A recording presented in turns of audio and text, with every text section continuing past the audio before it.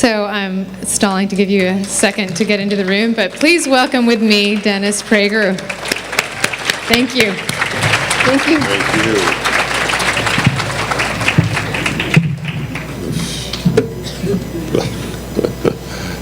you. Okay, hi everybody. Wow.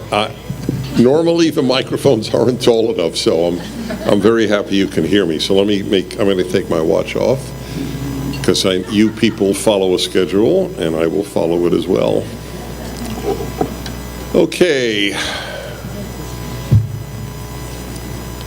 I have so much to say to you in this relatively brief time, but I'd like to address some of the key issues that preoccupy me.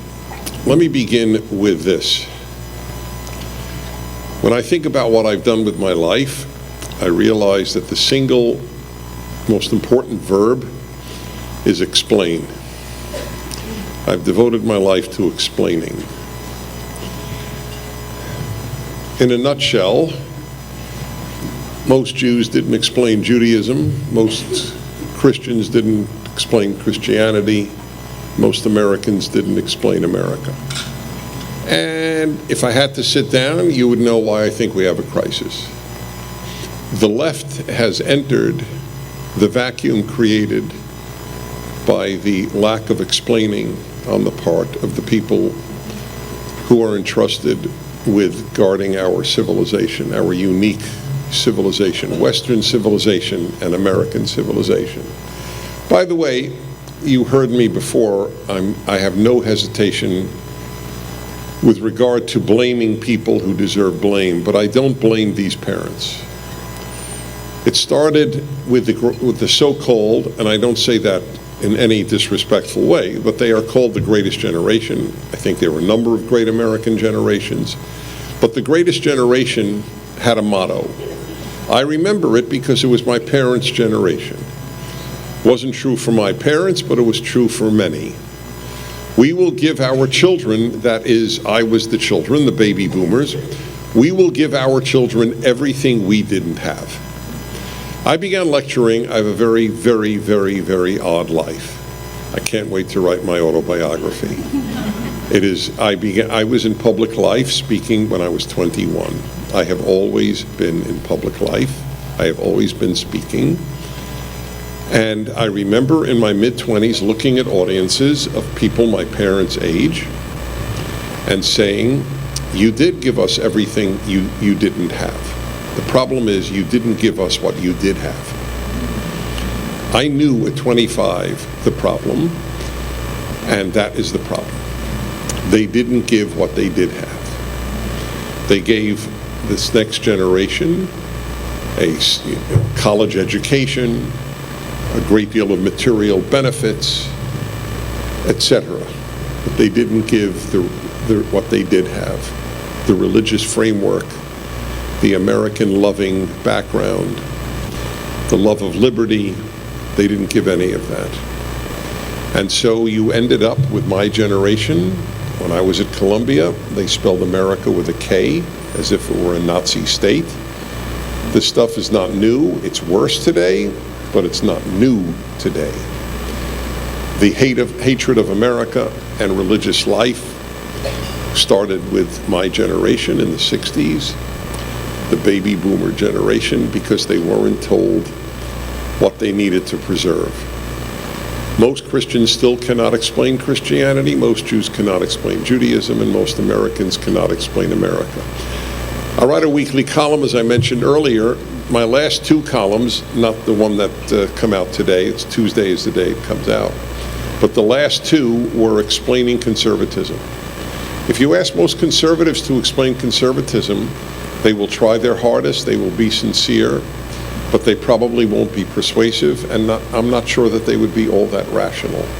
They feel conservatism, but I don't know if they could explain it. So, this is part of the crisis. Ronald Reagan was right. Liberty is always one generation from being destroyed. And the reason is we didn't explain the value of liberty. So a word on liberty. Liberty is not a human yearning. Most people do not yearn to be free. Most people yearn to be taken care of. Freedom is a value, not an instinct. By the way, the book that has shaped my life, the Bible, most specifically the first 5 books, the Torah, exactly makes that point. When the Israelites leave Egypt, they want to go back. The food was better when we were slaves. How's that? Every great lesson is in those 5 books. That's why the project of my life is my 5-volume commentary on those 5 books called the Rational Bible. Deuteronomy came out last week. I have 2 to go. I hope you read it. I have no problem in pushing it. Nobody writes a commentary on Deuteronomy to get rich. Is that a fair statement? Man made his millions on Deuteronomy. It's all there, including that. They didn't value their freedom. They wanted to be taken care of. Better to be a well-fed slave than a free man on manna, the food God supplied in the wilderness. Perfect illustration of the human species. Why does the left win everywhere? Everywhere. It doesn't always win, but it wins everywhere. And why? Because it promises people goodies. And it's a very simple deal with the left. We take your freedom and we give you goodies. And people are totally okay with signing up for it. People in Philadelphia will re-elect Democrats. People have ruined their city, ruined it, but they give them goodies. It's okay. So more people are murdered, but I get more goodies. I get more benefits. And that is a summary of the present condition, except for explaining the religious aspect. So this is how I explain why this is a religious battle rather than any other battle. What did God do during the 6 days of creation? Didn't create much. First verse, he creates. Hebrew for create is bara. Not used much. It's used with the great animals and the human being. That's it. That's all God creates. So what does God do for 6 days? I asked 1,000 Christians at a conference in Colorado years ago, what did God create on the 2nd day? Not one hand went up. And these people know their Bible. It's a trick question because he didn't create anything. He just separated. Who said that? Very impressive. That's right. I'm going to talk about separation in a moment. What did God do? So here's my theory. Genesis 1:1, I believe, is the most important verse in the Bible. If you don't believe God created the heavens and the earth, don't bother reading further.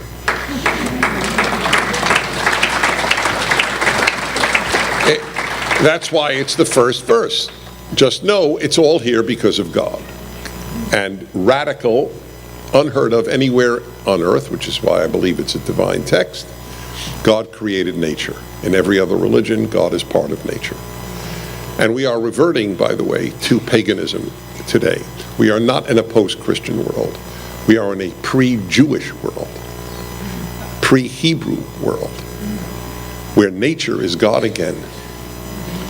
We are going back 3,000 years. Progressivism is so ancient as to defy one's ability to fully perceive it. So what does God do?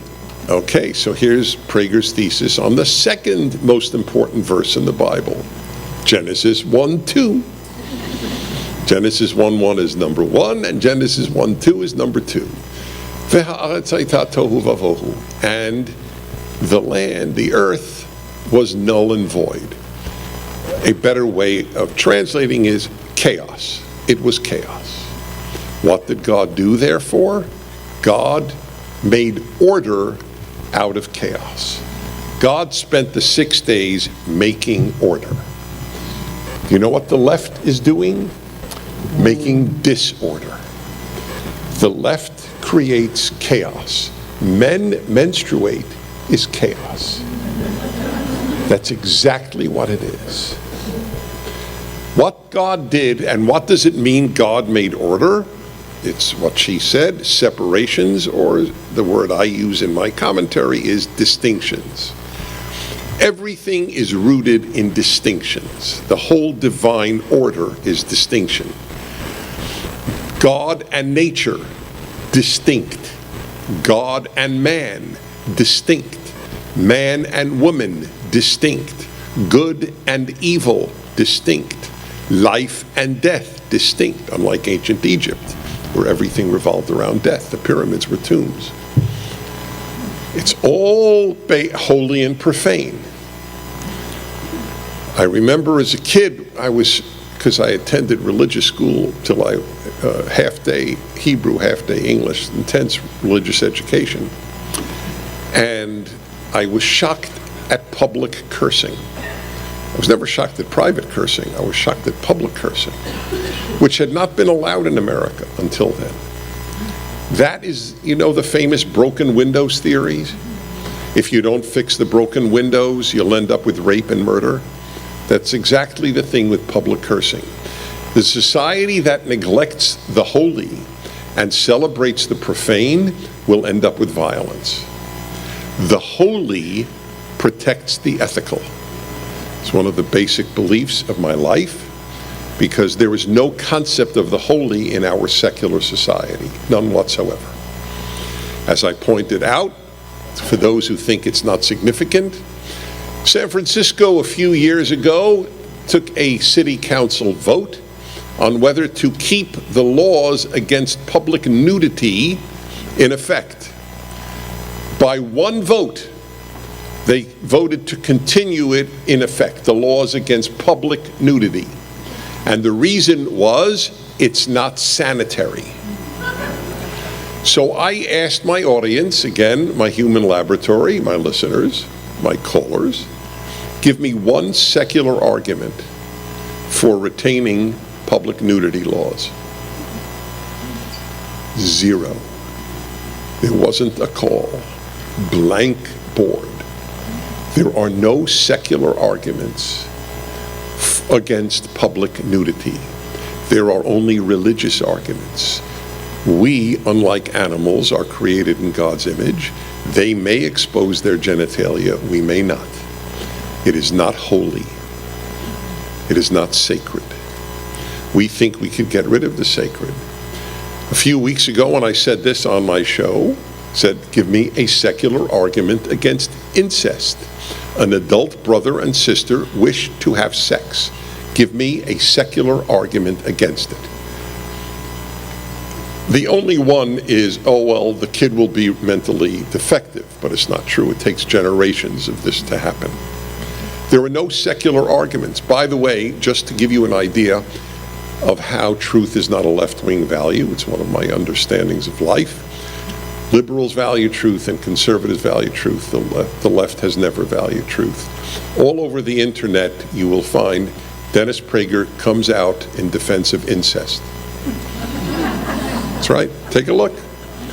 They lie with the ease with which you breathe. If truth were a left-wing value, there would be no left-wing.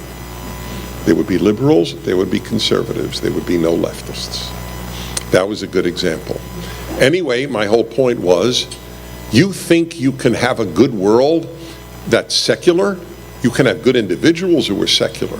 You can have good individuals who believe in Wiccan. You can have good individuals who believe in Zeus.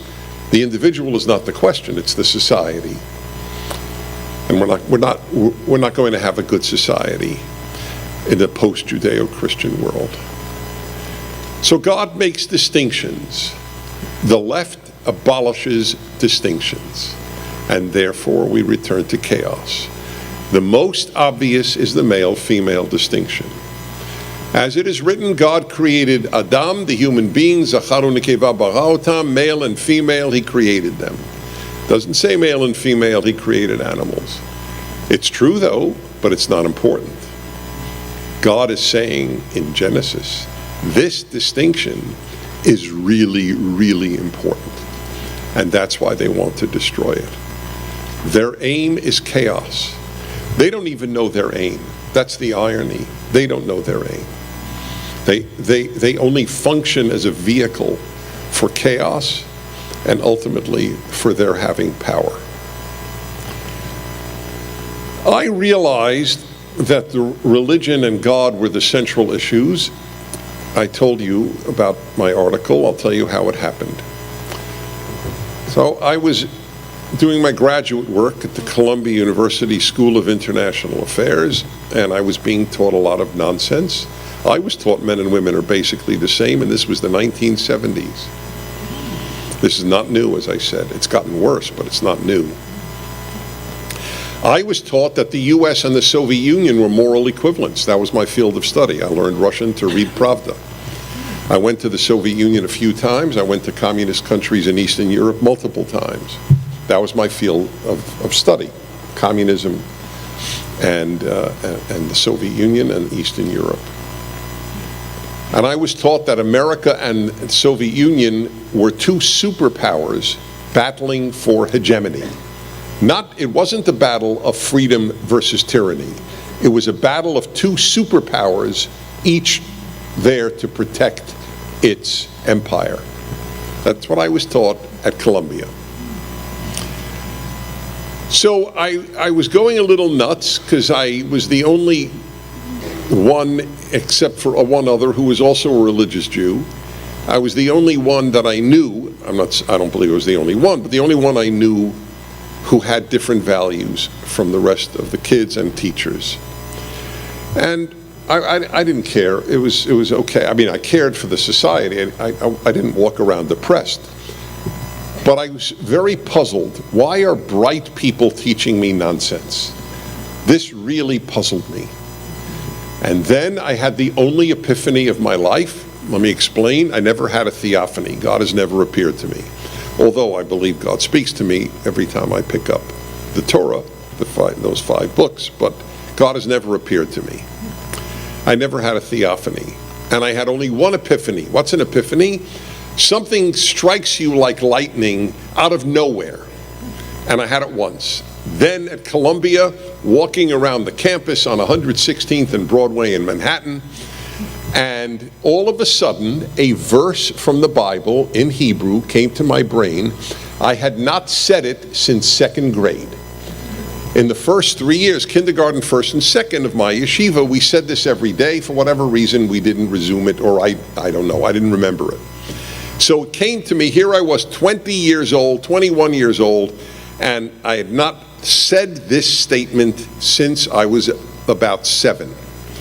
And it came to me in Hebrew, and it opened up my mind. Wisdom begins with fear of God.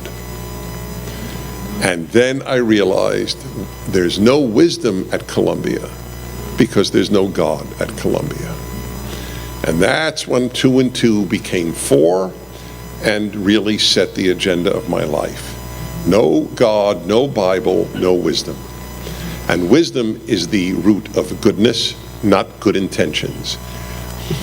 Everyone who gave Stalin the secrets to the atom bomb had good intentions.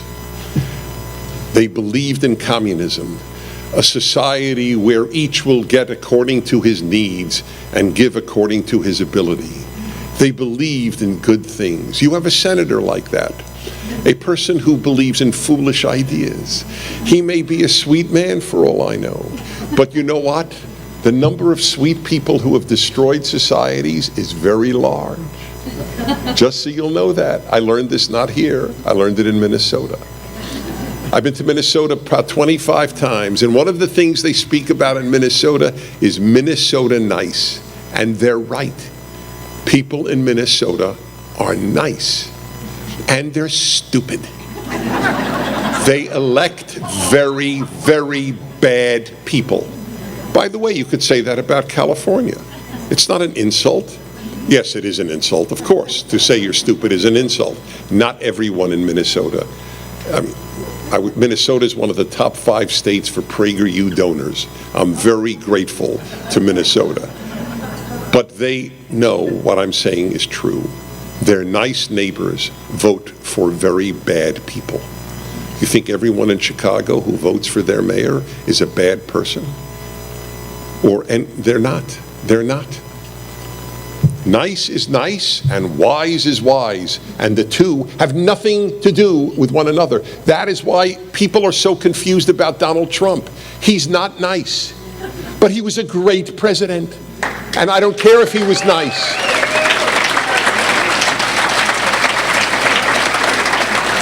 You must understand how morally absurd it is to confuse nice with moral. They're not related. Of course I want my neighbor to be nice. I would like everyone in my life to be nice. But infinitely more important for your president is to be a good president, not a nice man. That's why God chose King David. To all those Christians who hate Trump, you must have a real bone to pick with God. Hey, he may have committed adultery, Trump, but he didn't kill the husband. That's worse in anybody's book. God chooses who he will choose. I'm not even saying he chose Trump. I'm just saying God did choose. My favorite is not even King David. My favorite on God's choices of people to do major good is Rahab. Who saved the spies and let the Israelites into Canaan doing God's work? Was it a Canaanite accountant? Was it a Canaanite prince? A Canaanite policeman? It was a Canaanite prostitute.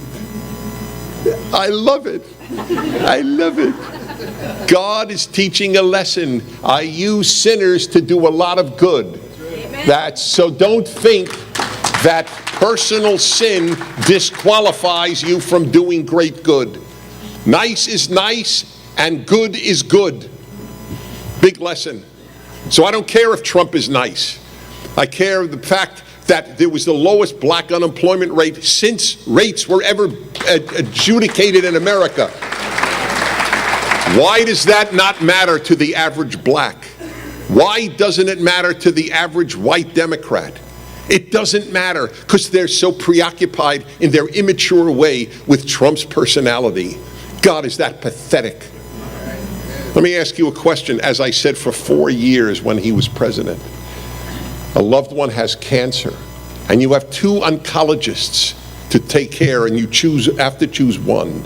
One is known for being faithful to his wife, a good, kind fellow. The other one is known as a great oncologist who happens to cheat on his wife with all the nurses he can find. Which oncologist would you choose for your loved one? Everyone would choose the better one, right? Not the finer one. That's for God to judge. I want the best oncologist for my loved one. I want the best president for the country I love. End of issue.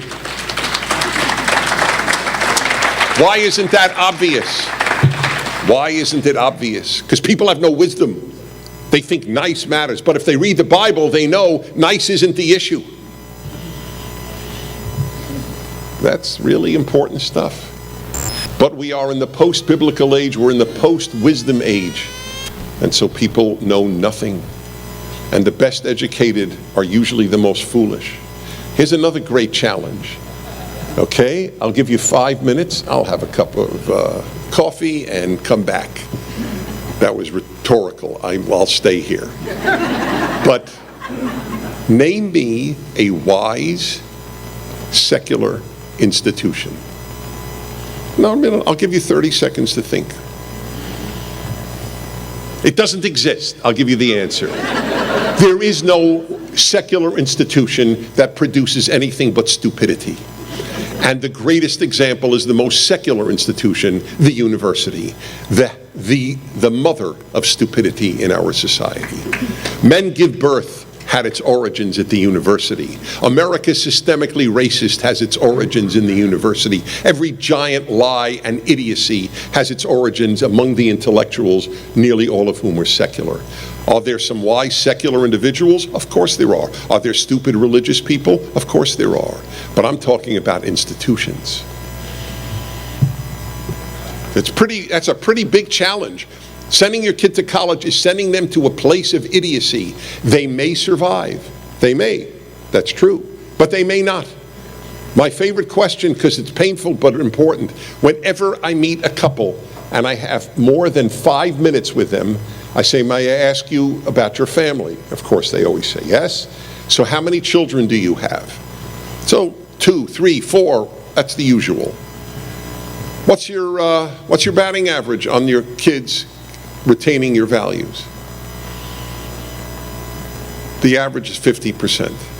Many 0, some 100. Average is 50. For years, for 25 years until the lockdown, I never say until COVID because the lockdown was the issue, not COVID. Until the lockdowns, I went on cruises with listeners for 25 years all over the world, Antarctic to the North Sea. On one of the cruises, I think it was the Indian Ocean, a man comes over to me, one of the participants, and I asked him about his family. He said, well, as it happens, and he's a Christian pastor, but who made enough money to come on the cruise because he has a business.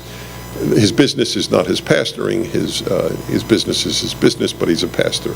So he's a committed Christian. Well, Dennis, I have 3 sons. One got a PhD at Yale, one at Princeton, and one at Stanford. So most parents would go, whoa, this guy has really done well. And then he goes, and they're all leftists. They have nothing to do with my values and nothing to do with my religion. Poor guy. If he had to do it all over again, I'm sure he wished they never went to college. That's why I spoke before, what I told my kids. I infinitely care more about your character than I do about whether you go to college, let alone what college you go to. And one did go to college and one didn't. I don't care. One has 2 kids and a wonderful family. One just got married, is aching to have kids. I couldn't be happier. He didn't go to college. You think I give a damn? Think it means anything to me? This is a battle for the West. You can't win without wisdom, and you can't have wisdom without the Bible. It doesn't happen. And I'll just tell you, so I worked my tail off on each of the 3 that have come out. I'm working on numbers now. Deuteronomy just came out 2 weeks ago. After I published Deuteronomy, I learned, it kills me, but such is life. A political scientist at American University conducted a study of what books the founders cited the most often. And to my amazement, more than any other secular work, number 2 is Montesquieu, the French Enlightenment thinker. Number 1 was the book of Deuteronomy. Yep. I was on Steve Bannon's show, and I told him that. He flipped out. He thought it was great, as I think it's great. By the way, Jesus quotes Deuteronomy more than any book other than Psalms. Deuteronomy's awesome. The whole thing is. I'll end with one final thought. I told you the left keeps me religious. So here's an example. All of my life I've been teaching the first 5 books to Jews and non-Jews. And people frequently will ask, totally understandably, because I believe we need to spread the 10 Commandments. By the way, my motto you'll love. You want to defund the police? There's a way. Have everybody live by the 10 Commandments. Then you can defund the police. So I've been asked, all right, so what do you think is the most important commandment? And it's an interesting question, and at times I've had different answers. My current answer is honor your father and mother. And I'll tell you why. Parental authority is a vehicle to divine authority. When a child knows that the parent is above him, then he knows that God is above the parent, and God is above both of them. It is the vehicle to divine authority, parental authority. That is why we're only told to fear two beings, God and your mother and father. And you know what? It's right. I asked once on my radio show, call me and tell me if you didn't take drugs in high school, why you didn't. Almost every caller said the same thing. Because my mother would kill me. You're very lucky if you think your mother would kill you. Fear God, fear your parents, you'll have a better society. Take it from the Bible. Thanks very much. Thank you. Thank you. Thank you. Thank you. Thank you. Thank you all. Thank you. Thank you. I'll walk off, right? Yes, you do. Okay.